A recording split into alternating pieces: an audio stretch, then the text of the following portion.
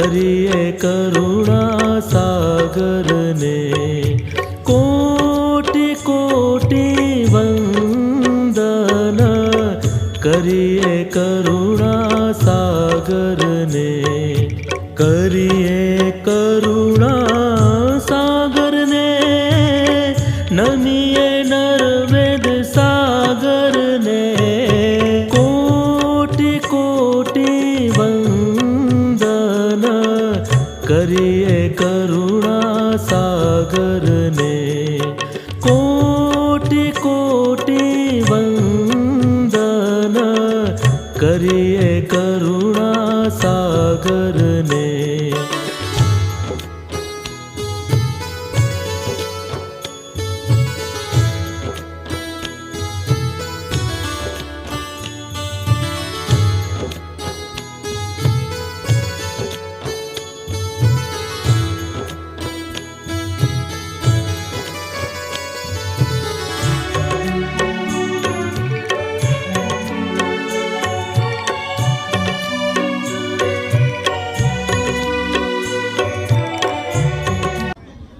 भारत माता की, भारत माता की, वंदे वंदे। कैवलम दिव्यद्रग साक्षी आदि कर्तारं कृपानिधे प्रणत कलेश नाशाय अनंताय नमो नमः।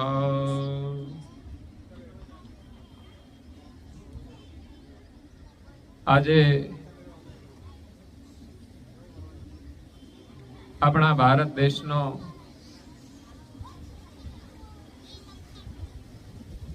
સત્યોતેરમો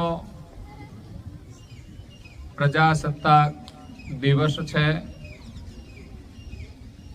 આપણા દેશનું આ રાષ્ટ્રીય પર્વ છે। આજે હાઈસ્કૂલની અંદર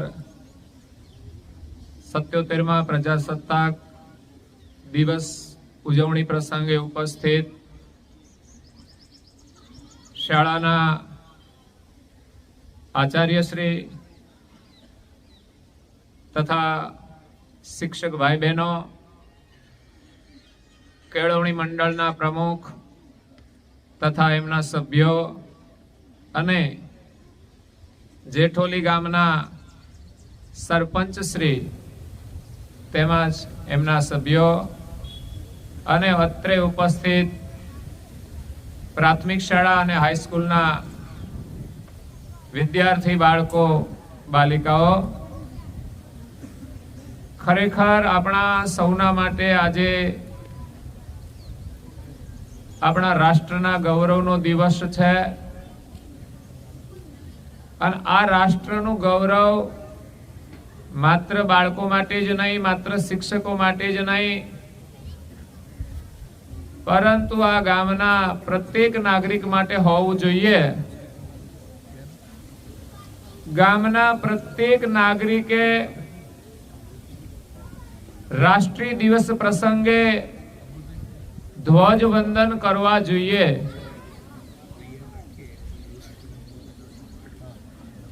આજે બાળક અને બાલિકાઓએ અહીંયા ખૂબ સરસ સાંસ્કૃતિક કૃતિઓ રજૂ કરીને આપણા રાષ્ટ્રનો ગૌરવનો સંદેશ આપ્યો છે। સાથે સાથે ધાર્મિક કૃતિઓ રજૂ કરીને આપણી જે સંસ્કૃતિ છે એનો પણ સંદેશ આપ્યો છે।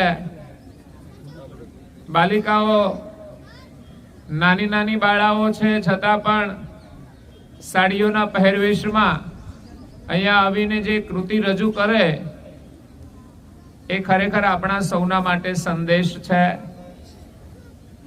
જો કે જીન્સની અંદર પણ બાલિકાઓએ સંદેશ આપ્યો છે કે આજે આધુનિક પહેરવેશમાં પણ બાલિકાઓ આ રાષ્ટ્રના માટે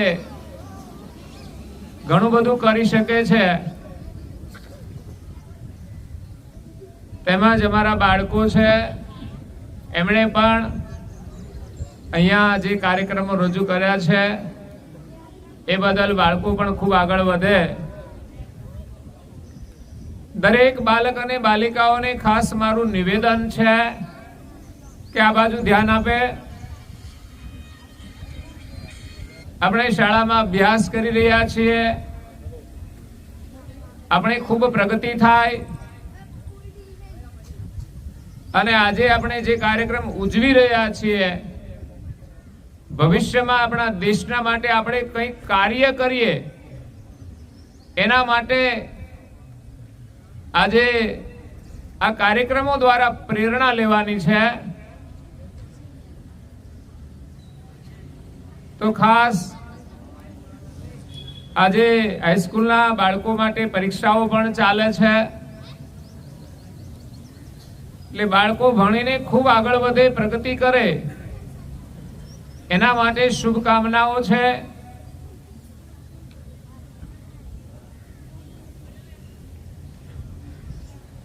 બાળકોને શિક્ષણ ક્ષેત્રે આગળ વધવા માટે આપણા સાહિત્યની અંદર ઘણું બધું માર્ગદર્શન આપ્યું છે. એમાં સંસ્કૃત ભાષા છે, આપણી સંસ્કારિત ભાષા, એની અંદર જે સુભાષિતો આપવામાં આવ્યા છે એમના દ્વારા આપણા બાળકોને ખૂબ પ્રેરણા મળે છે. એક સુભાષિતમાં કહ્યું છે કાક ચેષ્ટા બક ધ્યાનમ સ્વાન નિંદ્રા તથૈવ ચ અલ્પાહાર ગ્રહ ત્યાગી વિદ્યાર્થી પંચ લક્ષણમ.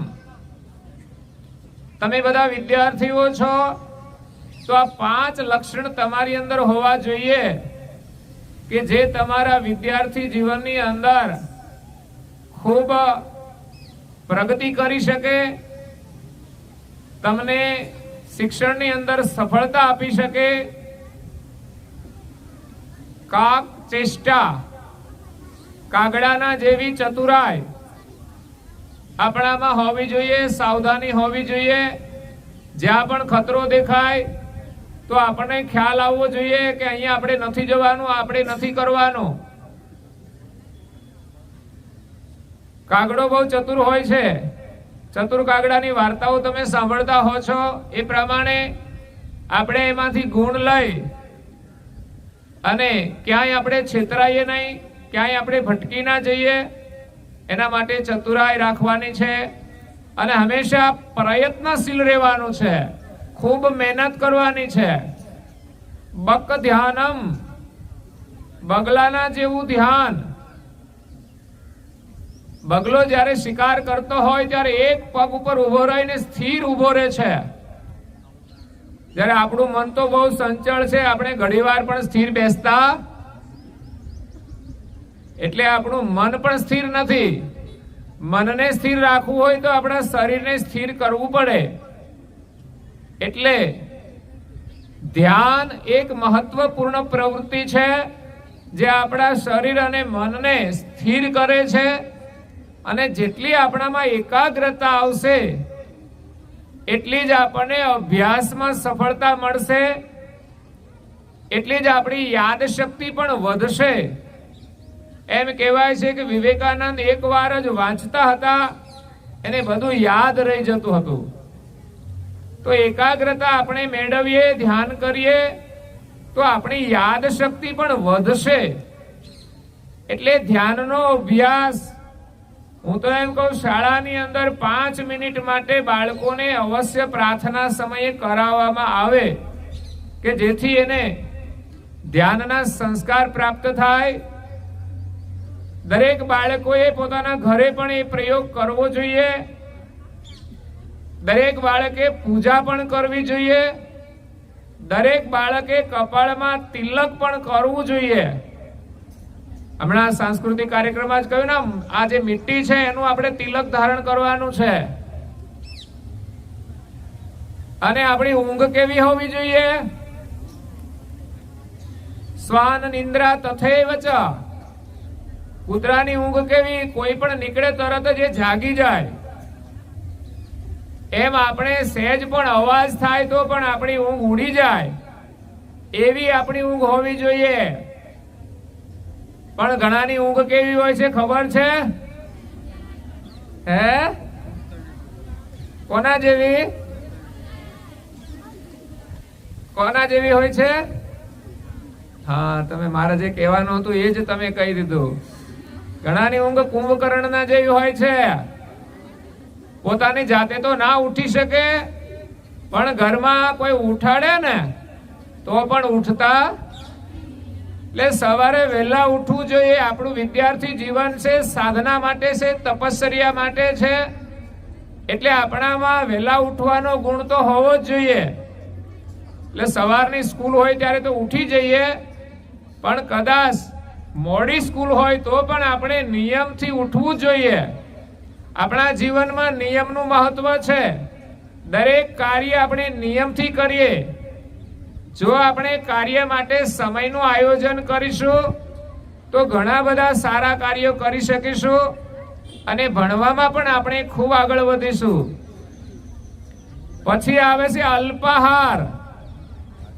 જો કે અહીંયા બેઠેલા વિદ્યાર્થીઓ તો બહુ ખાતા નહીં હોય એવું મને લાગે છે, કારણ કે અહીંયા કોઈ એવો બાળક નથી ઓવરવેટ.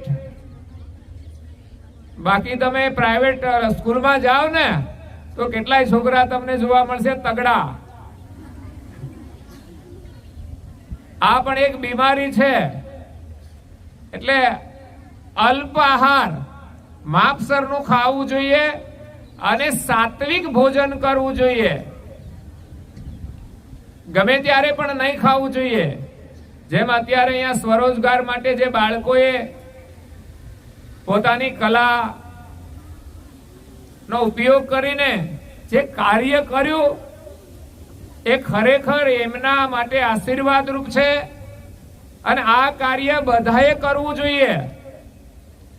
આજે ભોજન બનાવવાનું કાર્ય માત્ર બહેનોનું છે એવું નહીં, એ તો જેની ફરજ હશે એ કરશે, પણ દરેકે શીખવું જરૂરી છે. કારણ કે રોજગાર માટે જરૂરી હોય તો પણ ઉપયોગી થાય.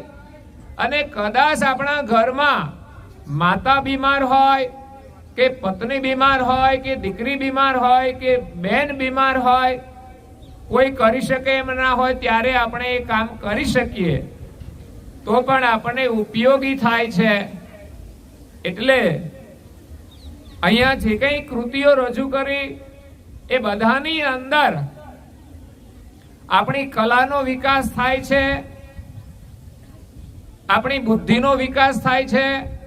અહીંયા જે સ્ટેજ ઉપર આવે છે એને મંચ મળે છે તો એ બાળકો જીવનમાં પણ ખૂબ આગળ વધે છે. એને સમાજનું પણ કોઈ મંચ મળે છે. એટલે મંચ ઉપર જવું એ પણ બહુ મહત્વનું છે.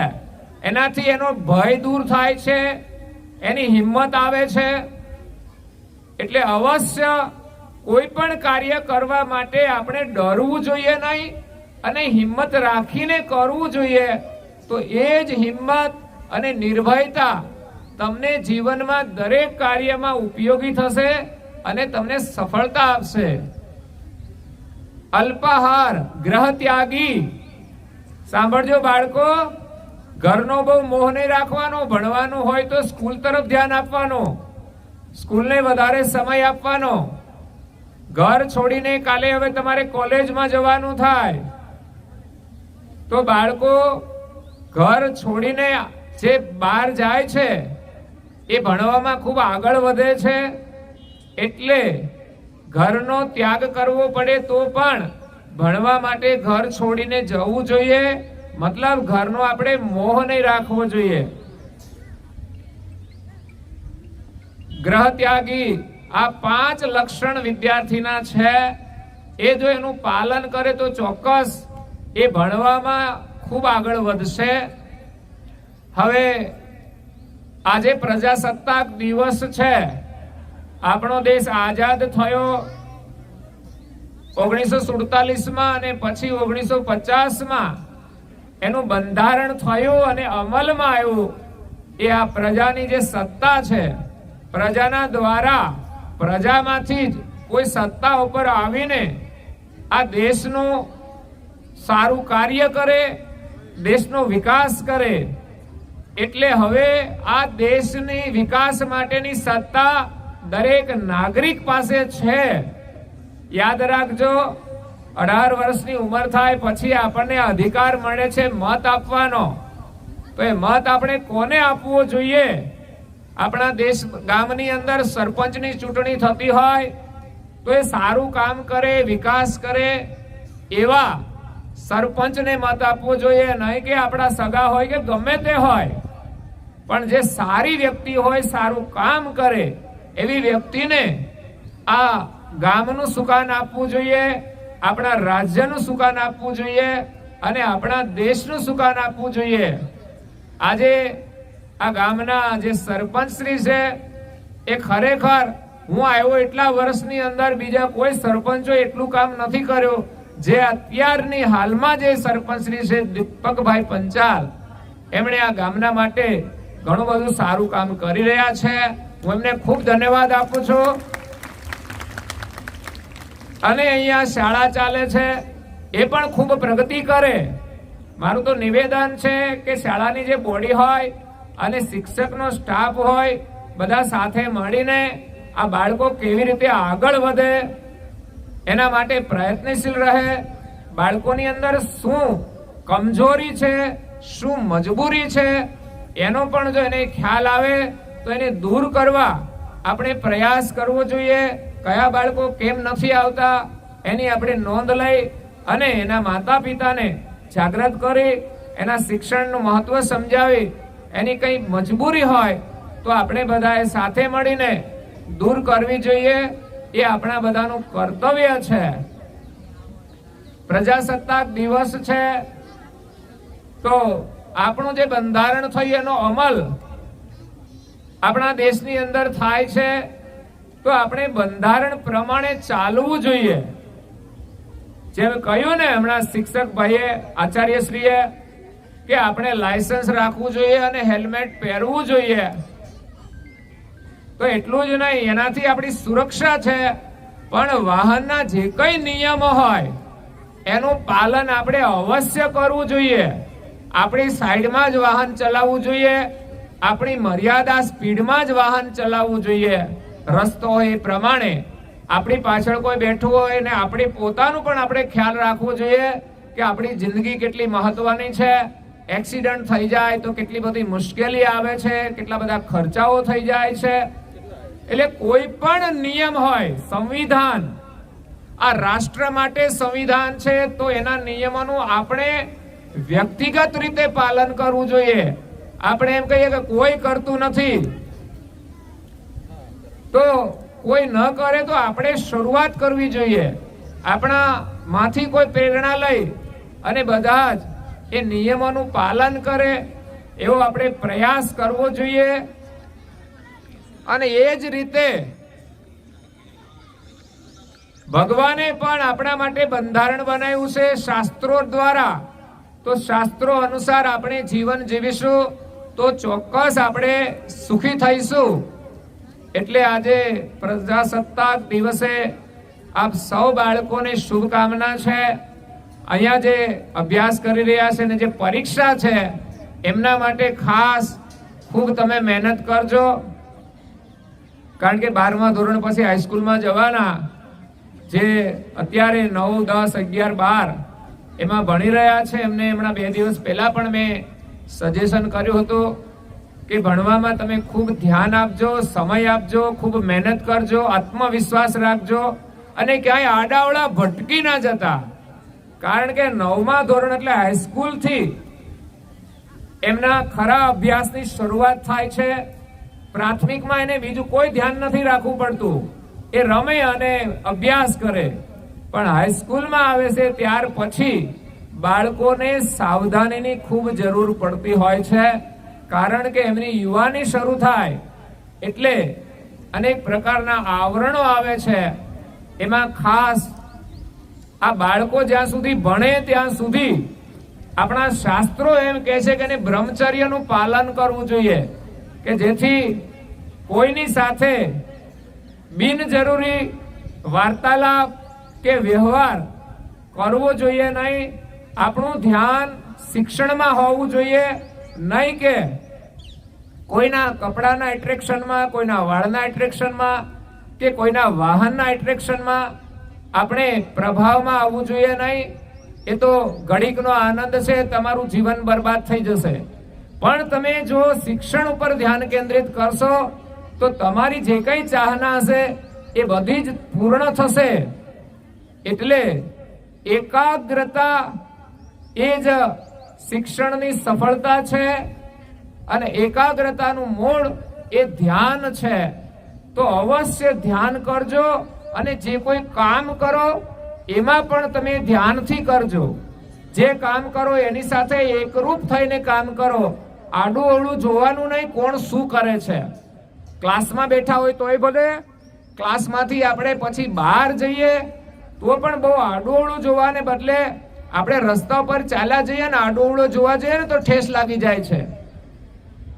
એટલે રસ્તા ઉપર આપણે ધ્યાન રાખીને ચાલવું જોઈએ અને ઘરમાં જઈએ તો પણ આપણે દરેક કામ ધ્યાન રાખીને કરવું જોઈએ. એક નાનકડો પ્રસંગ કહું છું તમને ધ્યાન માટે. આપણા ઋષિમુનિએ શાસ્ત્રો બનાવ્યા છે. એમાં ભક્તિ સૂત્ર છે, બ્રહ્મ સૂત્ર છે, જૈન સૂત્ર છે, પતંજલિનું યોગ સૂત્ર છે. આ ઋષિમુનિએ આ જ્ઞાન આપવા માટે આપણને ઉપદેશની અંદર સૂત્રો આપ્યા, નાના નાના. જેમ આપણે કેમ સૂત્રોચ્ચાર કરીએ છીએ એની અંદર બહુ બધો ઉપદેશ સમાયેલો છે. તો આ સૂત્રો નાના નાના હતા સંસ્કૃતની અંદર, પણ એનું જ્યારે અનુવાદ કરવામાં આવે ત્યારે આપણને ખબર પડે કે આ સૂત્રો શું કહે છે. એવું બ્રહ્મસૂત્રનો અનુવાદ વ્યાસમુનિએ કરેલો છે કે આ બ્રહ્મ શું છે, જે પ્રકાશ. એ જ રીતે એના પછી બીજા ઘણાને પણ ઈચ્છા થઈ કે આનું કંઈક વિશેષ અનુવાદ કરીએ. તો એક વાચસ્પતિ મિશ્ર નામના એક વ્યક્તિ હતા. એમને ઈચ્છા થઈ કે મારે પણ બ્રહ્મસૂત્રનો અનુવાદ કરવો છે.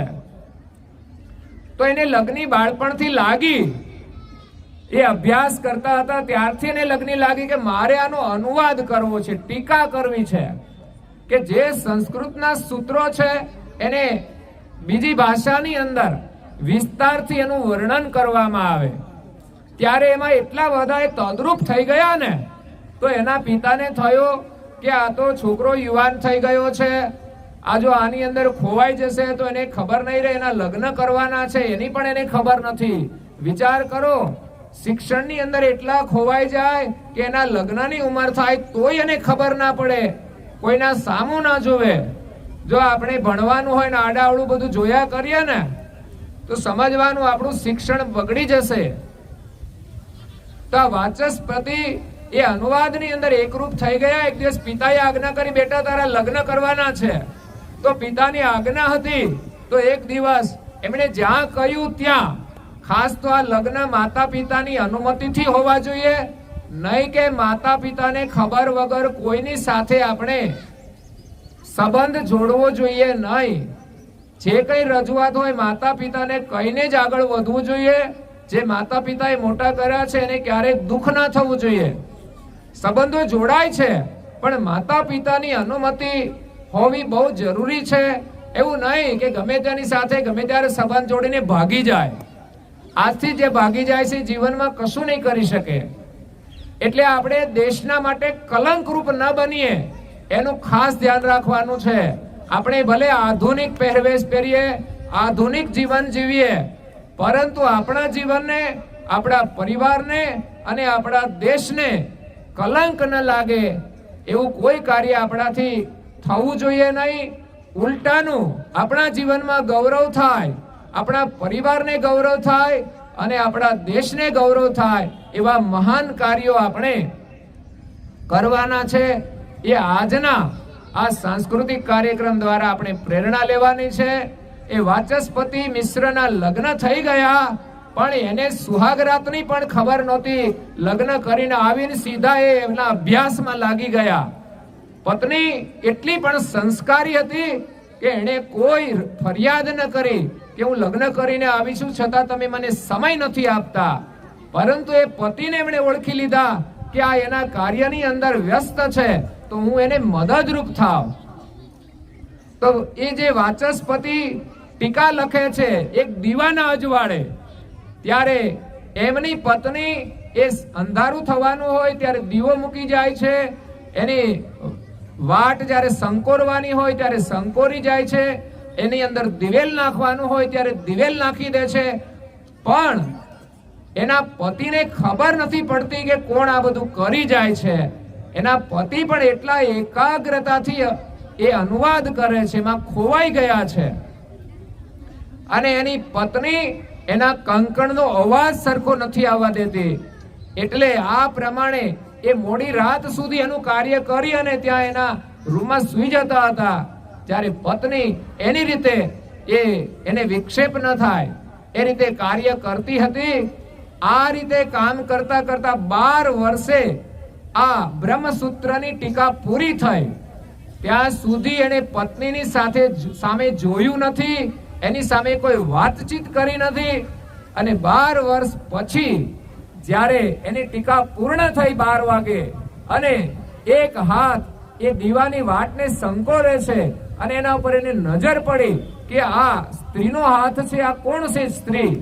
અત્યારે રાત્રે 12 વાગ્યા ક્યાંથી આવી છે? એ લગ્ન થયા એને ભૂલી ગયા. વિચાર કરો, આ એની એકાગ્રતા હતી, એને ભૂલી ગયા કે આ કોણ છે સ્ત્રી. ત્યારે એની પત્ની એને કહ્યું કે 12 વર્ષ પહેલા તમે મને લેવા માટે આવ્યા હતા અને પરણીને હું તમારા ઘરે આવી છું, હું તમારી પત્ની છું. ત્યારે વાચસ્પતિ મિશ્રએ તો બ્રહ્મસૂત્રની ટીકા કરતા કરતા એને એટલું બધું જ્ઞાન મળી ગયું કે એને એમ થયું કે આ ટીકા પૂરી થશે ને એટલે હું આ ઘર છોડી અને સાધના કરવા માટે ચાલ્યો જઈશ. એને સંકલ્પ કરી લીધો હતો, પણ એ સંકલ્પ એના પત્ની આગળ રજૂ કરે છે કે તું આ 12 વર્ષથી અહીંયા આવી છે, તો આ બધું કામ કોણ તું કરતી હતી? તું બોલી કેમ નહીં? તું તે ફરિયાદ કેમ ના કરી? તો કે ના, મારું પણ કર્તવ્ય છે. તમે જેમ સાધના કરી છે એમ મેં પણ મૌન રહીને સાધના કરી છે. મને આમાંથી ઘણું બધું મળ્યું છે. ત્યારે વાચસ્પતિ એના પ્રેમને જોઈને ગદગદ થઈ જાય છે. એના શબ્દોમાં એને શું કહેવું એ કહી શકતા નથી. એ માત્ર પોતાની આંખોની અશ્રુ દ્વારા રજૂ કરે છે. ત્યારે એમની પત્નીને સંતોષ થઈ જાય છે. ભલે 12 વર્ષ મારી સાથે કઈ વાત નથી કરી, પરંતુ એમના આંખો દ્વારા મને જે મળવાનું હતું એ મળી ગયું છે. પતિ એમ કહે છે કે હવે હું ચાલ્યો જવાનો છું, હવે તમે શું કરશો? અરે તમારે જવું હોય તો પણ વાંધો નથી. તમારું જે કઈ સારું કામ થતું હોય, તમારી સાધના હોય, તમારો સંકલ્પ હોય, તમે અવશ્ય જઈ શકો છો. તો પતિ પત્નીના સંબંધો પણ કેવા હોય છે એ પણ આમાંથી આપણને પ્રેરણા મળે છે. અને અભ્યાસમાં એકાગ્રતા કેવી હોય એ પણ આ વાચસ્પતિ મિશ્રના આ બ્રહ્મસૂત્રની ટીકાના જીવનમાંથી આપણને મળે છે. બાળકો, તમે ખૂબ ધ્યાન રાખીને અભ્યાસ કરજો. અત્યારે તમારી સાધના એ અભ્યાસ છે જેમાં ત્યાગ હોવો જોઈએ. આપણો જે તિરંગો છે એમાં ઉપરનો રંગ ત્યાગનો છે, વચ્ચેનો રંગ છે જ્ઞાનનો છે, જ્ઞાન તમે મેળવી રહ્યા છો, અને નીચેનો રંગ છે લીલો રંગ, આ વૃક્ષોનો રંગ એ પ્રેમનો રંગ છે. એટલે અભ્યાસની અંદર પ્રેમ હોવો જોઈએ, જ્ઞાનમાં જિજ્ઞાસા હોવી જોઈએ, અને ઉપરનો ભગવો રંગ એ ત્યાગનું પ્રતીક છે. શિક્ષણ મેળવવા માટે આપણે કંઈ પણ ત્યાગ કરવું પડે તો પણ કરવો જોઈએ. અહીંયા બાલિકાઓ જે બધા રજૂ કર્યો ને કાર્યક્રમ, એટલે અમે સવારે આવ્યા ત્યારે તો ઠંડીનો પવન ઘણો બધો હતો. પહેરેલાઓને ઠંડી લાગતી હતી, પણ જે બાલિકાઓને રજૂઆત કરવાની હતી ને એ સાલ સરખી પણ લાવ્યા નહોતા. એટલે બાલિકાઓની એક તપશ્ચર્યા છે, એને કંઈક રજૂ કરવાનું છે, એટલે એનું મન એના સ્મરણની અંદર હોય એ સમયે એને ઠંડીનો ઓછો અનુભવ થાય છે. બાકી તો સ્વેટર પહેરેલાને શું ખબર હોય કે ઠંડી કેવી છે. એટલે એ બાલિકાઓને હું ધન્યવાદ આપું છું. એ જ રીતે દરેક બાળકો પુરુષાર્થ કરે અને સાધના કરે અને જીવનમાં ખૂબ સફળતા પ્રાપ્ત કરે એવી મારી આજે 77માં ગણતંત્ર દિવસની શુભકામનાઓ છે. શાળાના શિક્ષક ભાઈ બહેનોને પણ વિનંતી છે કે તમે પણ એક હોદ્દા ઉપર છો તો તમારું કર્તવ્ય સમજી તમે કામ કરો છો, પણ વધુમાં વધુ પ્રયાસ કરજો. આપણી શાળાને બાળકો છે એનું જીવન આગળ ખૂબ વધે, કારણ કે અહીંયા સામાન્ય પરિવારના બાળકો આવે છે તો ભવિષ્યમાં એ બાળકો આગળ વધી અને એના પરિવારને સુખી કરી શકે. અને અમારા જે શાળાના બોડી છે એ લોકોને પણ નમ્ર નિવેદન છે કે આ શાળાનો ખ્યાલ રાખે. આ કાર્યક્રમ થતો હોય એટલે એમની જવાબદારી બને અહીંયા વ્યવસ્થાની કે માઇક જોઈએ. આ તો ઠીક છે, સરપંચ સાહેબે કહ્યું કે મેં કહ્યું કે આ કરો તમે, પણ આ બોડીને શું કરવાનું છે? એને પણ શાળાના કોઈ પણ કાર્યક્રમ હોય સફળ રહે, સારો બને એવો પ્રયાસ અવશ્ય કરવો જોઈએ. એટલે બધાએ પ્રોત્સાહન આપ્યા છે, બધાને શુભકામના આપું છું. અને અમારા સરપંચશ્રી પણ બહુ જ ચિંતનશીલ છે ગામના વિકાસ માટે અને દેશના વિકાસ માટે. આપણા દેશના પ્રધાનમંત્રી આજે નરેન્દ્ર મોદીજી છે, એ આપણા દેશ માટેનું ગૌરવ છે, જે આપણા દેશની અત્યારે વિશેષમાં વિશેષ પ્રગતિ કરી રહ્યા છે. એ નરેન્દ્ર મોદી સાહેબના જીવનમાંથી પણ આપણને ખૂબ આગળ વધવાની પ્રેરણા મળે છે. એટલું જ નહીં, આખું વિશ્વ આજે એક સફળ નેતાના રૂપમાં એનામાંથી પ્રેરણા લે છે. એની સાથે સંબંધો